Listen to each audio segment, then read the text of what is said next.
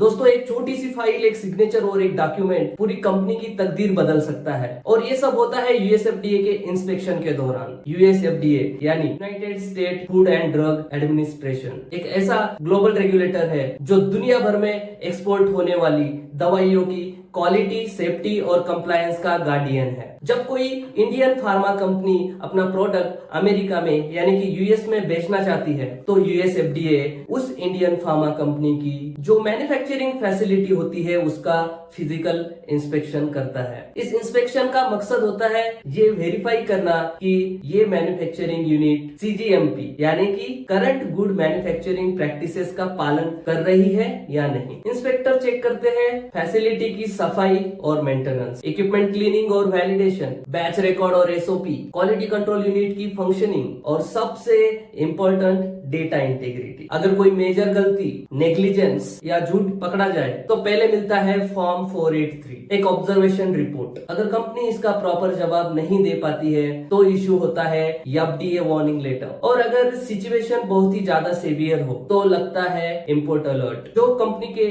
US export को तुरंत रोक देता है। इसका मतलब सिंपल है, इस मैन्युफैक्चरिंग प्लांट का जो मार्केट में विश्वास बना होता है वो खत्म हो जाता है। जी हाँ दोस्तों, ये कहानी है एक फार्मास्यूटिकल कंपनी की जिसे यूएसएफडीए ने इश्यू किया है एक वार्निंग लेटर। क्या थे ये ऑब्जर्वेशंस, क्या वजह बनी इस इन्फोर्समेंट एक्शन की, और कैसे एक ऑडिट ने खोल के रख दिए कंप्लायंस के नाम पे हो रहे शॉर्टकट्स। इसी सब्जेक्ट पे बेस्ड है आज की पूरी वीडियो।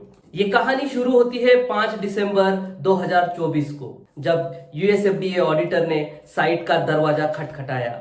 ऑडिट शुरू होता है 5 दिसंबर 2024 को और पूरे 7 दिन तक इंस्पेक्टर हर डिपार्टमेंट, हर डॉक्यूमेंट और हर मशीन को बारीकी से चेक करता है। ये सिर्फ एक रूटीन इंस्पेक्शन नहीं था दोस्तों, ये था इस प्लांट का रियलिटी चेक, जिसमें यूएसएफडीए इंस्पेक्टर को मिले कुछ ऐसे एविडेंस जो पूरी फैक्ट्री के क्वालिटी मैनेजमेंट सिस्टम पर सवाल खड़ा कर गए। ऑडिट खत्म होता है 11 दिसंबर 2024 को, लेकिन इस ऑडिट के दौरान जो देखा गया वो किसी भी एक जीएमपी फॉलोइंग यूनिट के लिए नाइटमेयर जैसा था। तो आखिर क्या थे वो ऑब्जर्वेशंस, क्यों यूएसएफडीए ने कर दिया वार्निंग लेटर इशू? चलिए एक एक करके देखते हैं। तो दोस्तों सबसे पहले शुरुआत करेंगे ऑब्जर्वेशन नंबर 1 से। क्या आप एक ऐसी क्रीम या मलहम लगाना पसंद करोगे जहां फीलिंग और सीलिंग रूम में फंगस हो, क्लीनिंग प्रॉपरली ना होती हो, एयर हैंडलिंग यूनिट्स धूल से भरे हो, इक्विपमेंट क्लीनिंग्स के रिकॉर्ड्स ही ना हो और क्वालिटी टीम फेक डॉक्यूमेंट्स बनाती हो? जी हाँ दोस्तों, जहां पे जीएमपी और जीडीपी का मजाक बना दिया गया हो। यूएसएफडीए इंस्पेक्टर ने देखा सीलिंग और फिलिंग रूम के वॉल्स पर फंगस जमे हुए थे, एयर हैंडलिंग यूनिट्स धूल से भरे पड़े थे, इक्विपमेंट में दूसरे प्रोडक्ट के ट्रेसेस मिले, पैकिंग लाइन पे अलग अलग प्रोडक्ट का मिक्सअप था, वैलिडेटेड क्लीनिंग प्रोसीजर्स और क्लीनिंग लॉग बुक्स अवेलेबल नहीं थे। दोस्तों ये ऑब्जर्वेशन मिलने के बाद कंपनी इस पे रिस्पॉन्स करती है। रिस्पॉन्स में बताती है क्लीनिंग एसओपी रिवाइज करने का वादा किया जाता है, एम्प्लॉइज को रीट्रेनिंग का प्लान बनाया जाता है, फिलिंग और सीलिंग रूम में सैनिटाइजेशन करवाया जाता है और बिल्डिंग मेंटेनेंस का काम शुरू कर दिया गया है, ऐसा कंफर्मेशन दिया जाता है। इस पे यूएसएफडीए का बहुत ही अलग रिएक्शन देखने को मिलता है। यूएसएफडीए कहता है सपोर्टिंग डेटा और क्लीनिंग इफेक्टिवनेस का प्रूफ नहीं दिया गया, मार्केट में अवेलेबल अनएक्सपायर्ड प्रोडक्ट का रिस्क असेसमेंट भी नहीं दिया गया। इसी के साथ यूएसएफडीए ने इस रिस्पॉन्स को इनएडिक्वेट बताते हुए कुछ रिकमेंडेशन दिए गए,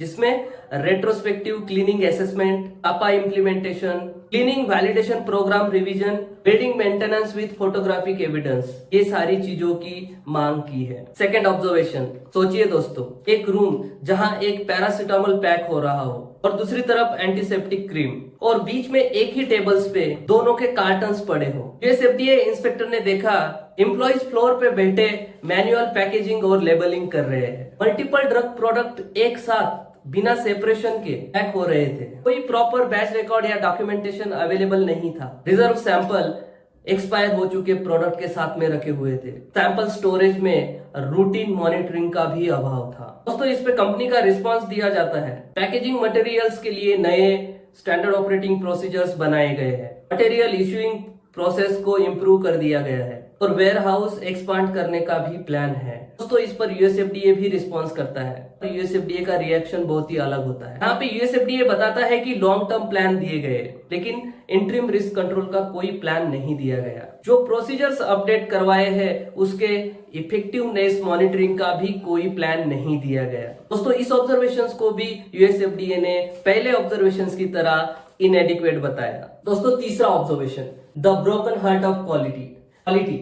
एक ऐसी टीम जिसे हर दवा के पीछे खड़ा रहना चाहिए, लेकिन इस कंपनी में क्वालिटी अश्योरेंस सिर्फ एक नाम का बचा था।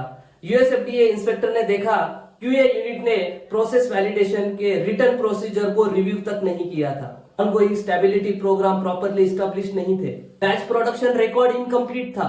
रिकॉर्ड्स का रिव्यू और अप्रूवल बैच रिलीज के पहले प्रॉपर्ली नहीं हुआ। इक्विपमेंट क्वालिफिकेशन रिकॉर्ड ऑडिटर के सामने बनाए जा रहे थे। इसी के साथ ऑडिटर ने डाटा इंटीग्रिटी और ऑथेंटिसिटी पे सवाल खड़े कर दिए। दोस्तों इस पे कंपनी रिस्पांस देती है, एक independent third party consultant hire किया जाएगा। तो दोस्तों इस पे यूएसएफडीए बताती है कि आपकी क्वालिटी सिस्टम अनरिलायबल है और यूएसएफडीए यहाँ पे बहुत सारी चीजों की मांग रखती है। उसमें data integrity investigation, employ interviews, risk assessment, CAPA और ऑडिट करवाने का भी सजेशन दिया जाता है। इसमें और एक सजेशन दिया जाता है यूएसएफडीए द्वारा चीफ इंटीग्रिटी ऑफिसर अपॉइंट कराना। एक जगह जहां पे पैकेजिंग में मिक्स हो रहा हो और क्वालिटी एश्योरेंस टीम खुद को प्रूव नहीं कर सकती हो, वहां पेशेंट का ट्रस्ट सबसे पहले टूट जाता है। यूएसएफडीए ने इस ट्रस्ट को तोड़ने का जवाब इंपोर्ट अलर्ट और वार्निंग लेटर के जरिए दिया।